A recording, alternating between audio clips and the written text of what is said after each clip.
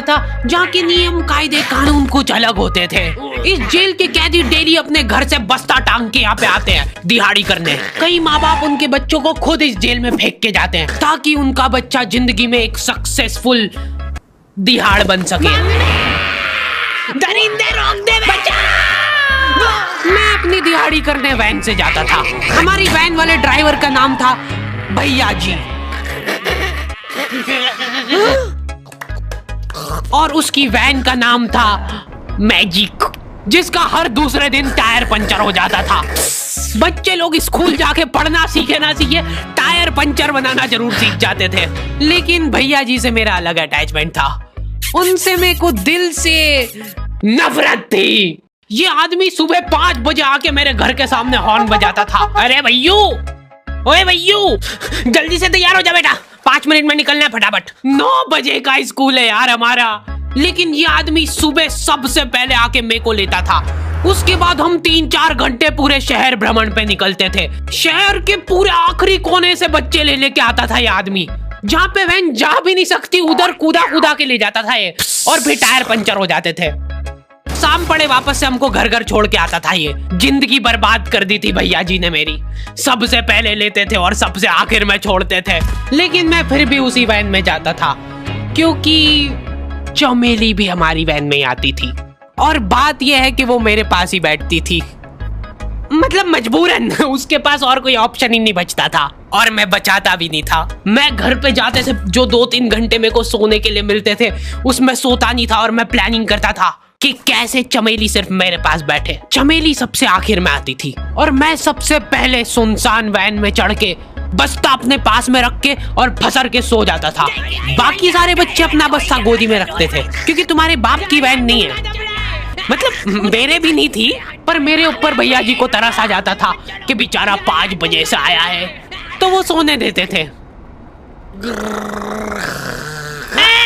अरे कैसे चला रहा है ये गाड़ी? रुक जा, गाड़ी चलाना नहीं आती क्या? देखो, आदमी इतना तभी चिढ़ता है जब उसकी जिंदगी में कोई लड़की ना हो। नहीं है ना? नहीं, मैं समझ सकता हूँ लड़की ना होने का दुख दर्द। मैं भी किसी जमाने में लड़कियों की तलाश में गली मोहल्ले भटकता था।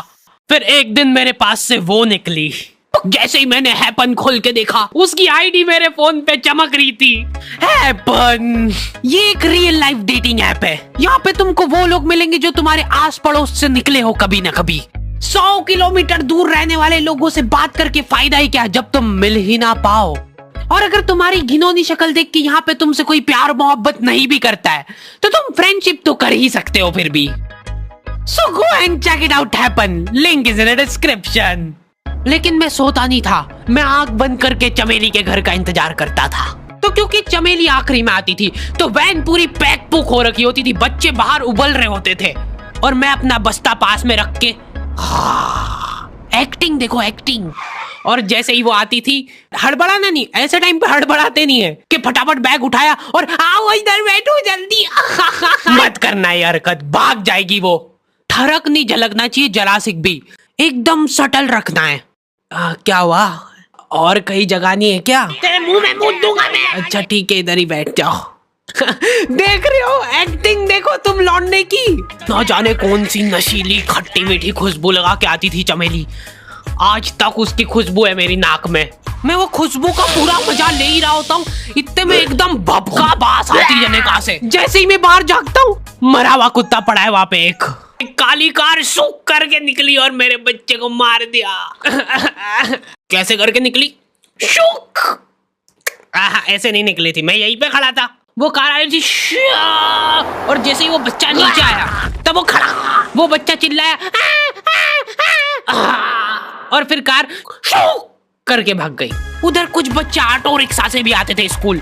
ऐसा लगता था कि पूरे स्कूल के बच्चे इस एक ऑटो रिक्शा में ठूस ठूस के ले जाता है वो। ये ऑटो वाले और भैया जी दोस्त थे और अब ये बीच सड़क पे रेसिंग लगवा रहे हैं। इनकी गाड़ियां उबला रही है बच्चों से, फिर भी नहीं मान रहे ये लोग। नहीं जीतूंगा।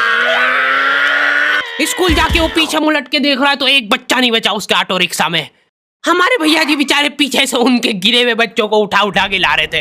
ये सब हरकतें करके हम लोग जैसे तैसे कैद खाना पहुंच जाते हैं।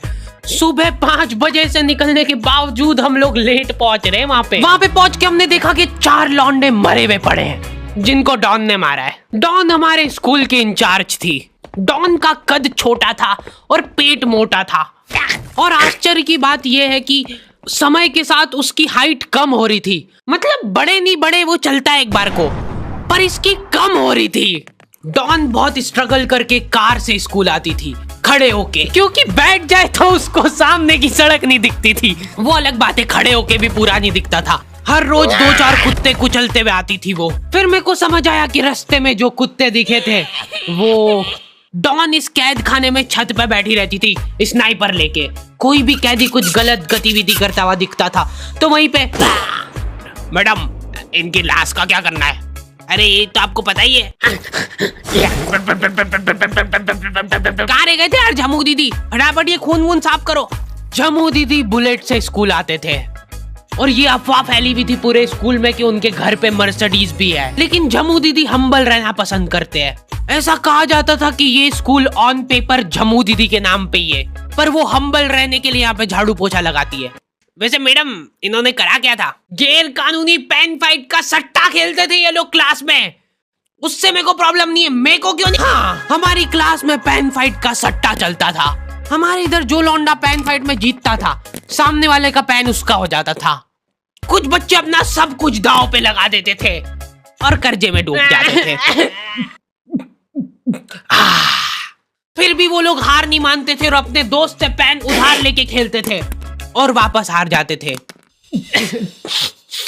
तो अब क्लास में कुछ बच्चों के पास पोटला भर के पेन पड़ा है और कुछ बच्चों के पास पेन ही नहीं है। पेन इस कैद खाने की करेंसी थी, जिसके पास जितने महंगे पेन वो उतना रईस। यहाँ पे ब्लैक में पेन इधर उधर होते थे।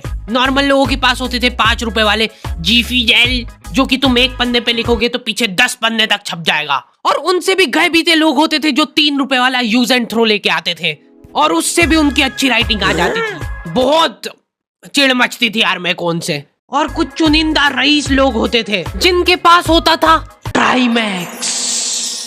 हर बच्चे का सपना होता था कि उसके पास एक ट्राईमैक्स हो, साथ में आसपास 2-4 लड़कियां हो। मेरे को प्लीज मेरे को यहाँ पे ऑटोग्राफ दे दो। ये लो ट्राईमैक्स किंग के, ये ट्राईमैक्स क्या बात कर रही है सही में?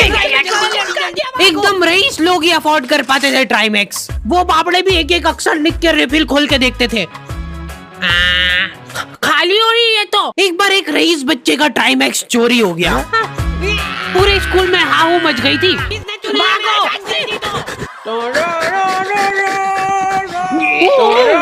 देखो, उस दिन हमको पता चला कि वो आदमी दौड़ भी सकता है। हमारे स्कूल में कुछ भी कांड हो रहा है, ये आदमी सबसे पहले दौड़ के आएगा, पूरा बैग खोल चोर, और बच्चों के बैग चेक करेगा। स्कूल वालों को भी इसकी सैलरी देते वक्त सबसे ज्यादा आग खरती है। सैलरी किस चीज की? इस आदमी की शक्ल देख के ऐसा लगता था कि ये स्पोर्ट्स की आड़ में वैन वालों के साथ मिलके बच्चों की स्मगलिंग करता है। इस महान आदमी का नाम था भूषण। इसने अपनी जांग पे टैटू करा रखा था, भू अलग जांग पे, सड़ अलग जांग पे। सर कल से खो खो खेलने के लिए कितनी बजे आना है? वो तो बैग चेक करा पहले तू। इन्होंने पूरे कैद खाने के कैदियों को लाइन से खड़ा कर दिया है। पेन हमारी क्लास के बच्चे का गुमा है और पूरे स्कूल में ढूंढ रहे हैं लोग। आखिरी में पता चलता है कि वो बच्चा घर पे भूल के आ गया था उसका पेन। सॉरी बेटा, एक फेट में मुंह देगा।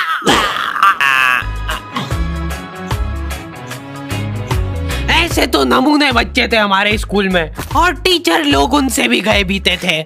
हमारे स्कूल में टीचरों को उनके नाम से कोई जानता ही नहीं है। बच्चों ने उनकी हरकतों के अनुसार टीचरों के नाम रखे हुए। हमारे इंग्लिश वाले टीचर का नाम था छोटा भीम। इससे चिड़चिड़ा आदमी मैंने आज तक नहीं देखा। छोटा भीम की हॉबी थी लड़कों को कूटना। उस बेचारे की हाइट छोटी थी तो बच्चे के मुंह तक उसका हाथ ही नहीं पहुंचता था। बेचारा ऊंचक उचक के मारता था, फिर भी कमर तक ही हाथ पहुंच पाता था उसका। एक पॉइंट पे मेरे को ऐसा लगने लग गया था कि उसको सैलरी लड़कों को कूटने की मिल रही है। कभी किसी बच्चे को बहुत ज्यादा मार दिया, घायल हो गया वो बेचारा, ये लो आपका एक्स्ट्रा बोनस। होमवर्क तुम्हारा बाप करेगा क्या? सर मेरे पापा मर गए थे। तू भी मर जा। ये लो। अरे वाह, नहीं चल रही, सांस तो नहीं चल रही है। हाँ कंफर्म मर चुका है ये। ओह ये लो आपका प्रमोशन हो गया है। लड़कियों से उसका अलग अटैचमेंट था। कौन सा परफ्यूम लगा के आई हो? सर थोड़ा दूर रहो। अरे मैं कुछ कर थोड़ी ना। भोली सी सूरत और आंखों में ठरक लेके स्कूल आ जाता था ये daily. So this means that he will jump over it and then he started। ये आदमी इंग्लिश को इंग्लिश में ही ट्रांसलेट करके चल जाता था हमारी नंगी आंखों के सामने।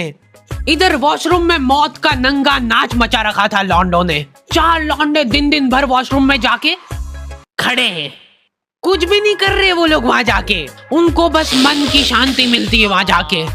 अगले दिन उन चारों ने प्लानिंग करी कुछ तो प्रोडक्टिव करते यार वहां जाके। अगले दिन वो सब पानी की बोतल लेके गए। अब वो पानी पी पी के हाथों हाथ मूत रहे हैं। और ये टीचर लोगों को प्रॉब्लम क्या है, बच्चे अगर वॉशरूम जा रहे हैं तो एक गया है तो अभी दूसरा नहीं जा सकता है। क्यों? तुम्हारे घर की लेटरिन थोड़ी ना है वो कि एक टाइम पे एक जना यूज कर सकता है। मान लो वो 2 जने अगर वॉशरूम में मिल गए तो वो क्या कर लेंगे ज्यादा से ज्यादा? भाई यहाँ का बल्ब निकाल लेते हैं ना। हाँ निकाल लो, फीस भरी है अपन ने। लॉन्डो को ऐसा लग रहा है कि इन्होंने फीस भर के पूरा स्कूल खरीद लिया है। 10 लॉन्डे कॉरिडोर में छाती चौड़ी करके चल रहे हैं प्रिंसिपल के सामने। प्रिंसिपल को इग्नोर कर रहे हैं ये लोग।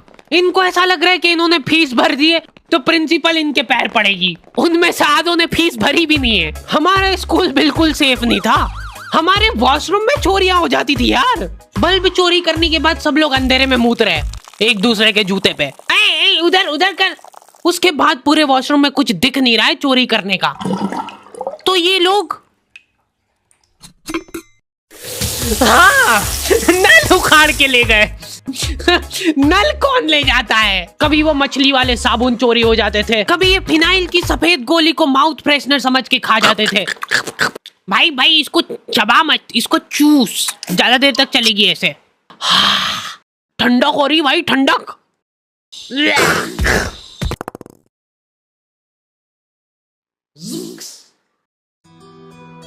ओके तो दी एंड हो चुका है। होपफुली तुम लोगों को ये वीडियो पसंद आई होगी। अब कोई भी रोएगा नहीं। किधर गया? वो मर चुका है। लो भाई तुमको जो चाहिए था ले आया हूँ मैं। अपने दोस्तों को ब्लैकमेल करो उनकी गंदी फोटोज दिखा के कि उनको ये वीडियो मजबूरन देखना पड़े। बाकी अगर तुमको इसका सेकंड पार्ट चाहिए तो 2.5 लाख लाइक्स कर दो फटाफट। और हैपन चेकआउट करना बिल्कुल मत भूलना, लिंक मैंने डिस्क्रिप्शन में डाल दी है। मिलते हैं नेक्स्ट वीडियो में।